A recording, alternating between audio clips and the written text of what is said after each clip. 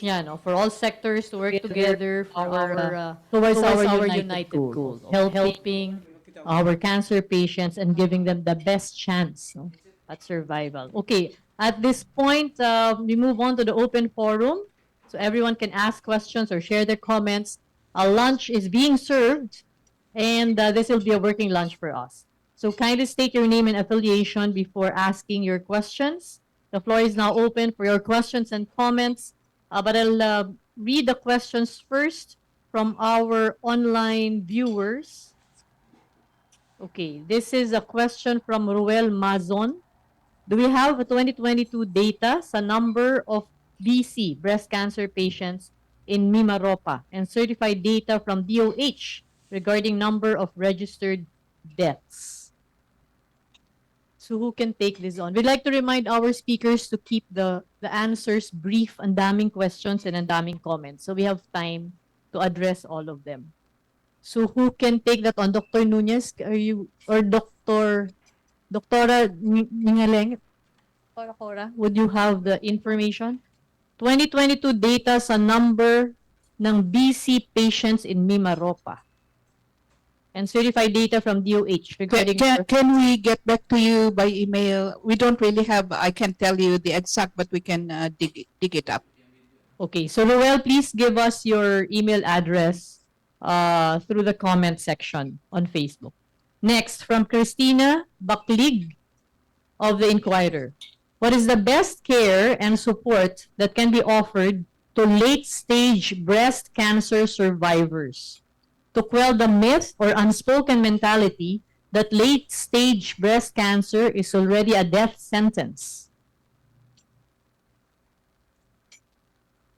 Who can address this? Dr. Rachel? Best care and support that can be offered to late-stage breast cancer survivors. So when we're talking about late stage and even early stage, I think palliative care can be there for everybody. However, when it's late stage, then the role of the palliative care team and the management and the goals of care will be more pronounced and managed perhaps better if the palliative care team is around, since we will be focusing perhaps less of the curative management, but more of pain management, symptom control, some psychosocial support for the patient and the family. And we want this to be holistic. So we even touch on spiritual care, practical care, where to get more funds, where to get more sources of funds. Kasama po ito lahat doon. Thank you. Go ahead.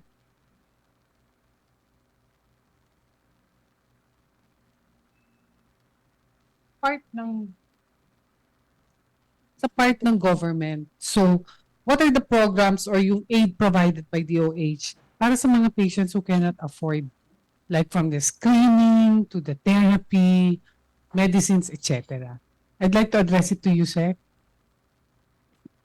Oh, okay lang po.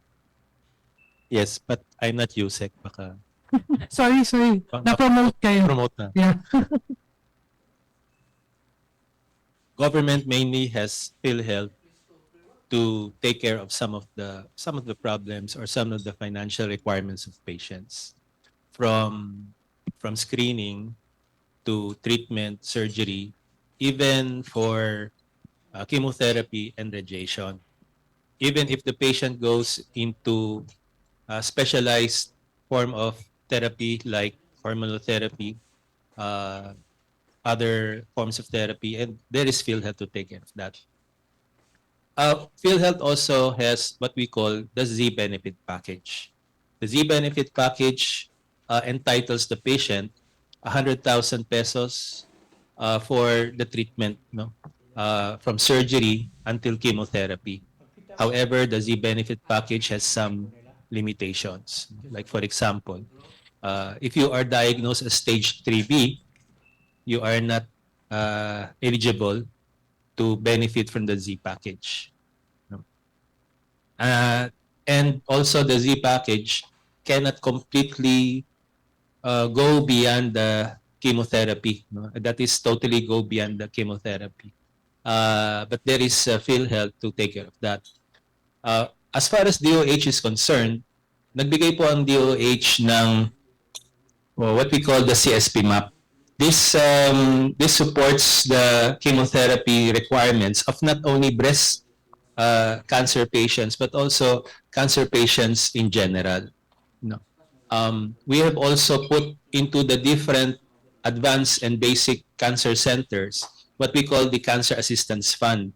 Ito yung mga funds that required by the patients or the financial requirements by the cancer patients for follow-up, diagnosis, for to take care of recurrence, maybe to take care of other requirements, even maybe hospice and even rehabilitative care for these cancer patients. There is a third fund not mentioned, the cancer fund that is mainly in support of the operations of the different cancer centers, be it advanced or be it basic cancer centers. Dahil these cancer centers, they lack, well, at least sa mga government hospitals, they lack operating expenses for additional manpower, for navigators, for encoders, and we put in funds for these cancer centers to augment yung mga requirements dito. And although these are funds specifically designed to be, especially the cancer fund that is designed for the cancer centers, ultimately, ang magbe-benefit nito ay yung mga cancer patients. There are funds being set up by agencies. Like for example, the East Avenue Medical Center, we have set up our own fund for cancer patients, what we call the Quantified Free Service. And when all of these funds offered by government, malasakit centers, Office of the President, Office of the Vice President, PCSO, the DSWD, even PhilHealth, and if there are remaining financial requirements for these patients, the hospital, in our case, the East Avenue Medical Center, answers for the financial needs for these cancer patients. If I may add, Carmen Auste, Cancer Coalition Philippines, and Cancer Warriors, also augmenting the funds that are provided with what Dr. Sito mentioned would be funds coming from the Department of Social Welfare and Development, which we're happy to announce and to recognize is now at 150,000 pesos on guarantee letter per quarter. So this covers not just medicines, but as well even hospitalization costs. And of course, you still have your PCSO, you have the Office of the Vice President, and we know that for breast cancer, you also have now party lists like Tingog party lists and 2 other party lists that are providing support as well, both for hospitalization and medication. And of course, supplementing this would be like Philippine Cancer Society also provides assistance, I Can Serve, and other non-government organizations that are focused on cancer. And recently, we heard that there are some health-focused organizations recognizing the financial toxicity suffered by cancer patients that are also now have included cancer among the list of diseases that they're providing support to. And finally, part of the government as well is our local government units. So you have a number of local government units. For example, I think both Philippine Cancer Center and I Can Serve. With I Can Serve, they even have ordinances wherein they have allocated specific funds for specific types of services for breast cancer. And as well, we heard that Baguio City, for example, also has their own fund to assist patients within Baguio City and thinking of coming up with an ordinance for Cancer Assistance Fund. That actually is an advocacy of Cancer Coalition Philippines that in addition to the central office and government facility-based Cancer Assistance Fund that are LGUs would take on as well the shared accountability of having their own Cancer Assistance Fund for their constituency. We're hopeful. you much for that valuable information. I would like to acknowledge our FB viewers from Cebu, Cabuyao, Laguna, Toledo City, Antipolo City, Pasay City, and Baguio. So we have a lot of questions. Again, reminding our speakers to kindly keep the answers short and sweet, no, so we can address as many questions as we can. So I'll combine the questions for PGH. So Dr. Legaspi, this is from Grace Pantalalbasin. Okay. Does PGH admit patients from other regions? How does the process work? And another question from a follow-up from Grace as well. Are there DOH PGH breast cancer satellite offices carrying out the breast cancer programs in at least the highly urbanized cities in the country? Which cities are these? Okay. Doc Legaspi? For the first question, I think it's always been the mandate of PGH to accept all Yeah. patients from everywhere. So there's no regional or local requirement, residency requirement. So actually, the demographic data spans all regions in the country. Number two, there's no specific program for satellite services of PGH breast cancer per se, but we are starting to open satellite hospitals. I think soon we'll be opening the new Clark City, Tarlac side PGH. So we also be putting breast cancer as one of the primary programs there. But for now, they're still all based in the Manila hospital. Okay. This from Julie Alipala, PDI. In the Davao presentation, how is the health-seeking behaviors of the indigenous peoples? So I think that's for Doc Kenny. Yeah. So these are underserved communities, no? Um, that's the problem with the tertiary hospital. We cannot really go beyond the because we cannot accommodate. But I think something that the local government should initiate. We should penetrate the the the city health office. I think that would be their project should be, and we can collaborate as well. No? So yeah, that's something that we have to look forward also in terms of our project in SPMC. Okay, from one of our fellows, Rides Barcia from Rappler. How much fund does the DOH have for breast cancer treatment in the country? How many percent of Filipino women suffering from breast cancer yearly? Do we have enough cancer facilities in the country to treat the cancer patients? How much fund is the DOH allocating for breast cancer treatment? So we don't have anyone from DOH, but will any of our guests have an idea? I think for this year, the CSP map has allocated 756 million, and then there's another 500 million for the cancer assistance funds. But these are, very direct, no? The CSP map is for medicines, and the cancer assistance fund is for others. The CAF is for almost everything that you need.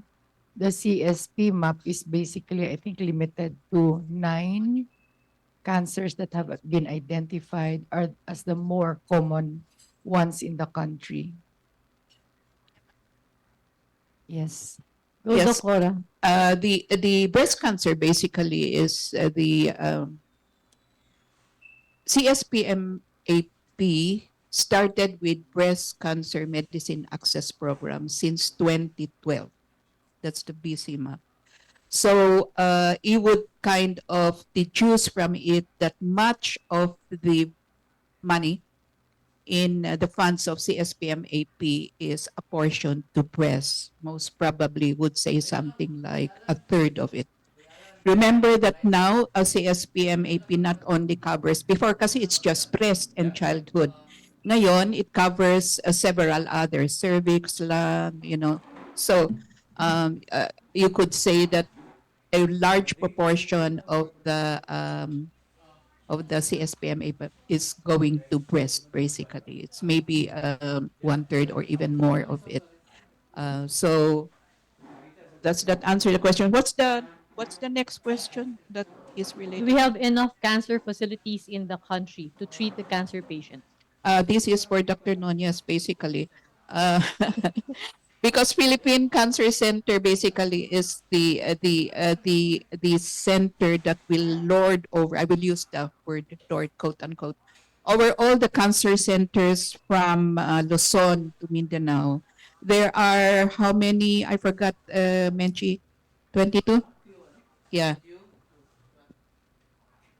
There are 22 cancer centers, DOH cancer centers, distributed in Luzon, Visayas, and Mindanao. These are both basic and advanced cancer centers. And the PCC is really should provide guidance to all of these cancer centers on what activities should be present on each cancer centers. So kung kayo po ay naghahanap ng mga cancer centers na malapit sa inyo, especially government and DOH cancer centers, please look into the website of the Philippine Cancer Center. Nandun po lahat yon. And I'm sure a cancer center or what we call the cancer access site or point is near your province or vicinity. We would like to increase these cancer centers to 25 and would like to partner with other private institutions or private health facilities as well to provide assistance to these private health facilities kasi we recognize the private sector as a very important partner in pursuing the cause and the survivorship of breast cancer patients. Okay, thank you, Dr. Nunez. We can take a few questions from our guests here at the pen. Go ahead, Bench. I just wanted to add one information that we recently discovered when we were in a field visit in one of the major cities of Mindanao. And this was in terms of the access of indigenous people to our hospitals. According to one of the leaders of the IP community that we were talking to at that time, one of the major constraints they have is that they're being asked for a government ID. And most of our indigenous people would not have a government ID. So what this IP person who's somehow connected with the government does is like every time there's a patient, they have to go and find a government official, you know, who would endorse, please accept this patient even if they don't have an ID. So, you know, I've been a patient advocate for many years, but I never realized that this was a requirement, you know. So maybe this is something we need to look at because we have many IP communities and part of our focus really is to be able to, you know, bring him to the fold, so to speak. But with that constraint, many of them would say, why even bother? Mahahassle lang sila. So yun lang po. Thank you. Okay. Thank you for that important information. Any other questions or comments from our friends here with us? From I Can Serve Foundation, from our patients, or from PPI?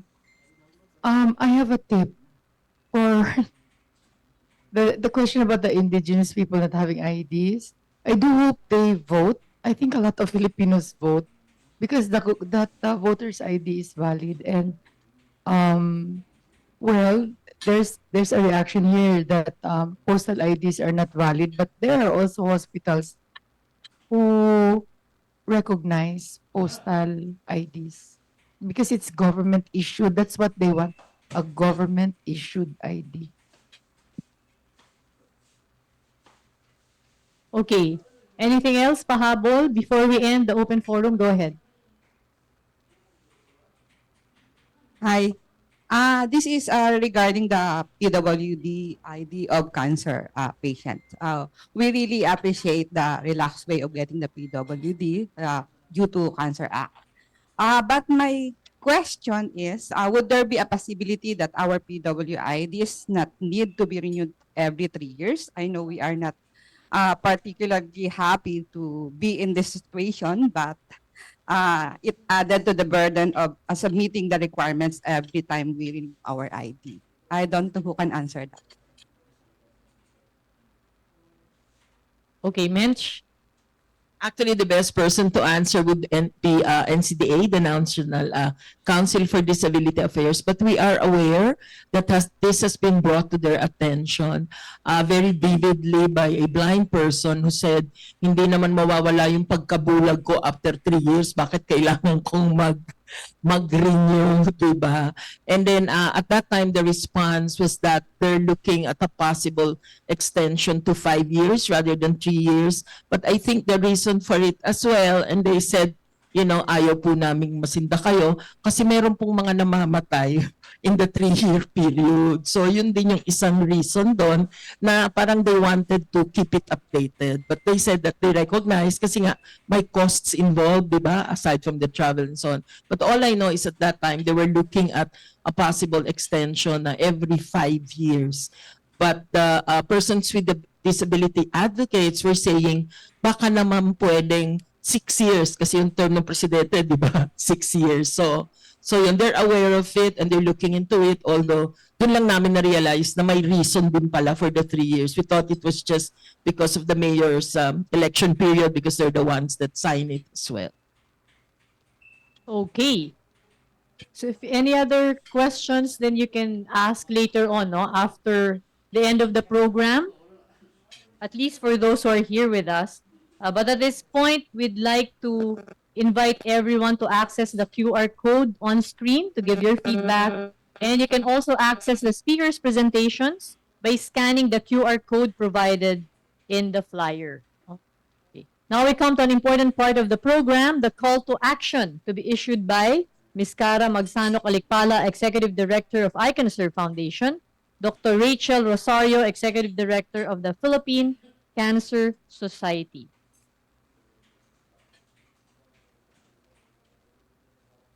And we would like to invite Dr. Legaspi, Dr. Nunez, and Dr. Balete to sign the manifesto wall for a special photo op or photo opportunity.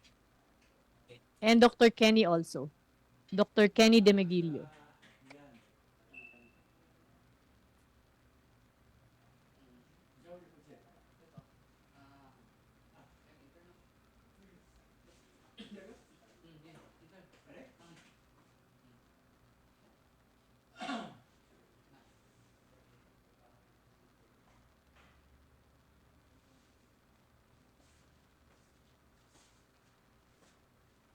Again, that's 1, 2, 3, 1, 2, 3. Okay. The call to action is a manifesto for improving survivorship. We issue this call to action to our partner stakeholders as we declare our manifesto of support for breast cancer patient survivorship in the Philippines. Our manifesto has the following targets as recommended by the World Health Organization's Global Breast Cancer Initiative. And we strongly urge whole of society, whole of government approach to make this also the DOH's own targets. First, active diagnosis of at least 60% of invasive breast cancer at stage 1 or 2. Second, complete the evaluation, imaging, tissue sampling, and pathology within 60 days. And third, enable 80% of patients to undergo full courses of multimodality treatment and successfully return home.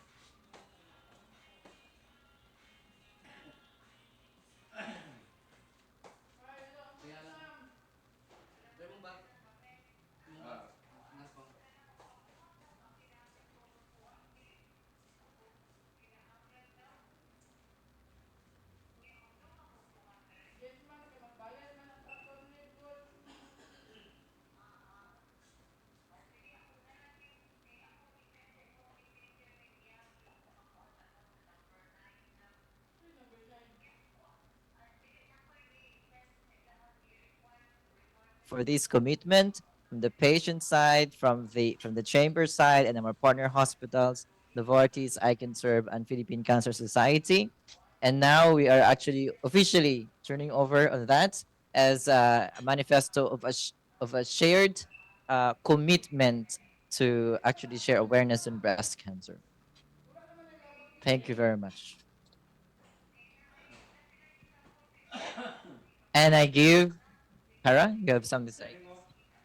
Thank you very much. Una sa lahat, gusto ko munang parangalan ang mga kasama ko sa breast cancer. Kayo po kayo, mga taga-I Can Serve, at yung mga kaibigan namin sa PGH Cancer Fighters na inibita namin. Ang mga taga-PGH, kasama ho namin nila Carmen at ni Rachel tuwing pumupunta kami ng kongreso para ilabi ang cancer law. Maraming salamat po sa inyo. Sana ma-feel na ninyo nang lubusan ang cancer law. Alam ko hindi pa masyado. Kayo ang dahilan kung bakit tayo nandito, kung bakit tayo nagdidebate at kumakain ng masarap. Maraming salamat.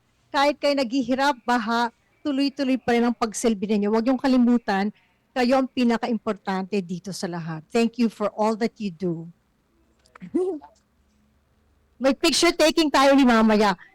Alam niyo ang breast cancer, number 1 ho sa mundo at sa Pilipinas as a problem.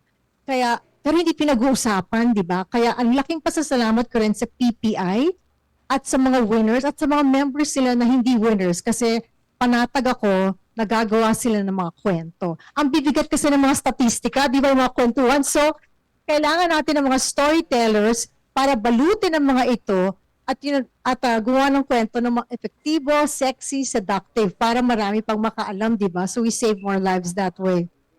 Kahit walang fellowship, promise niyo yan, Ariel, Risa, di ba?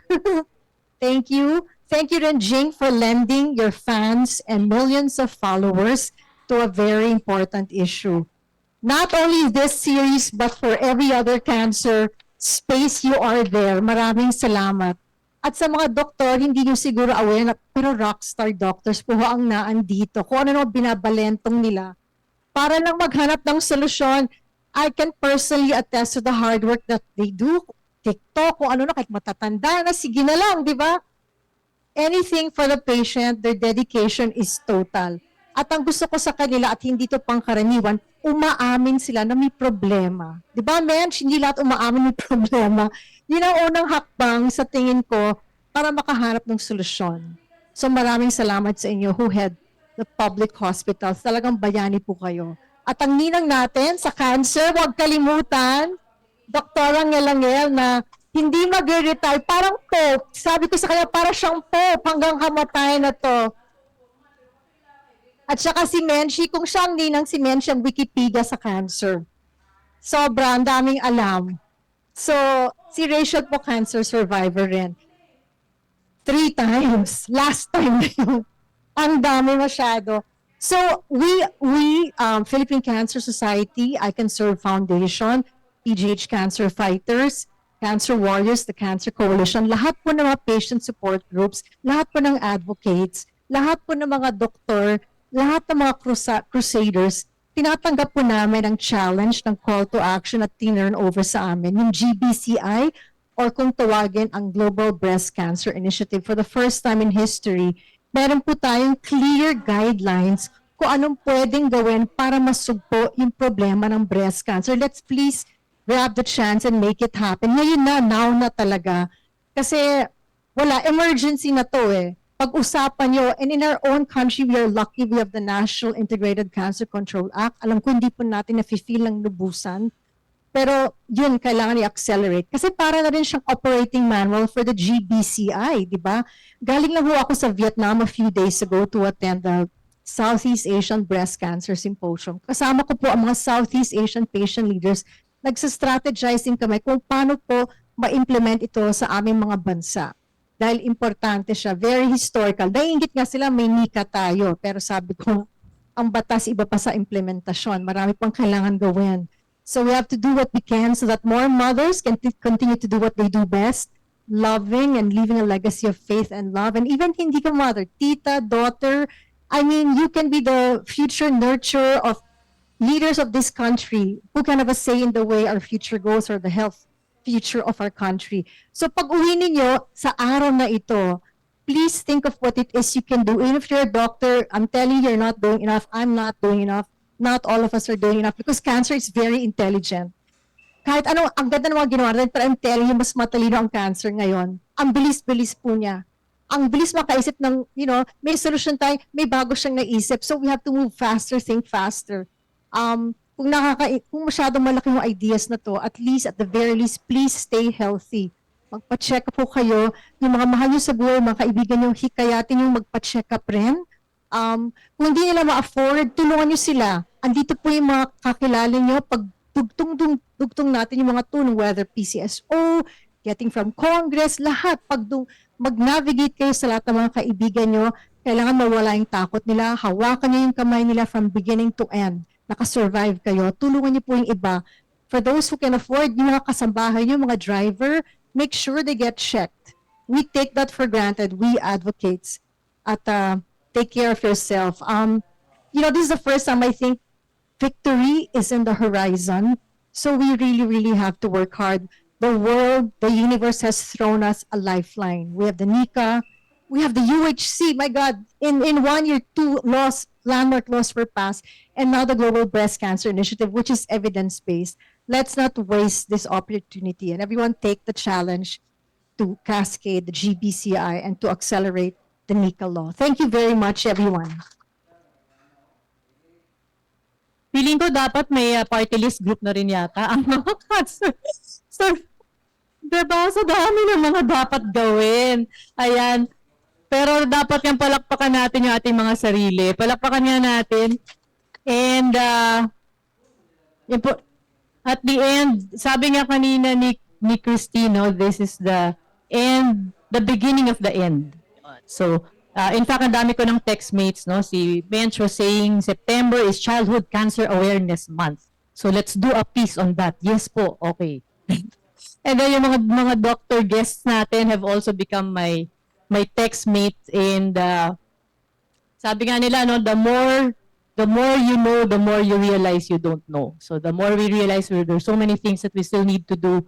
And I remember sa atin noon, they're big on Latin words. So, inspiring. Actually, yung Latin word niya is inspirare, which means blow into, no? So, you blow hope into each other. We blow hope into this advocacy, and hopefully with our concerted effort, we're able to blow hope into the lives of the patients, their families, until we become a big movement, no? I think that's the key, Kara, no? It's a movement, eh.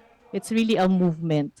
And even though may cancer ka o wala, may pamilya kang may cancer o wala, ramdam mo kasi yung pinagdadaanan ng ating mga kapamilya, no, kaanak na mga may cancer. So again, at this point, we'd like to congratulate everyone, especially our organizers, Swiss Champ Philippines.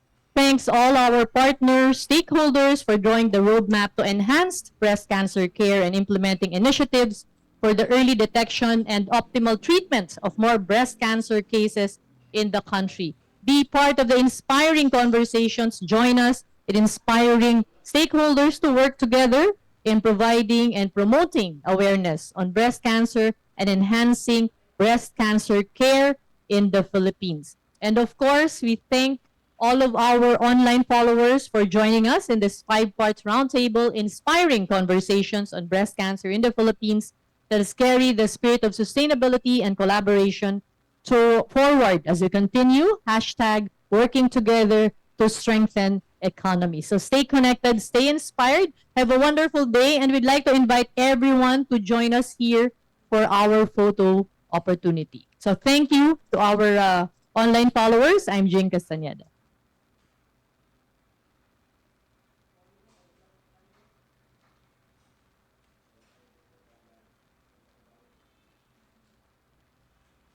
One, two, three. Ayan. Please join us for our souvenir photo. Pag hinuli po kayo ng MMDA, pakita nyo yung picture. At wala pong mangyayaring kahit ano. At the speakers can sit down na raw po. And then everyone else can be at the back. Para magkasya tayo. Ariel, ka.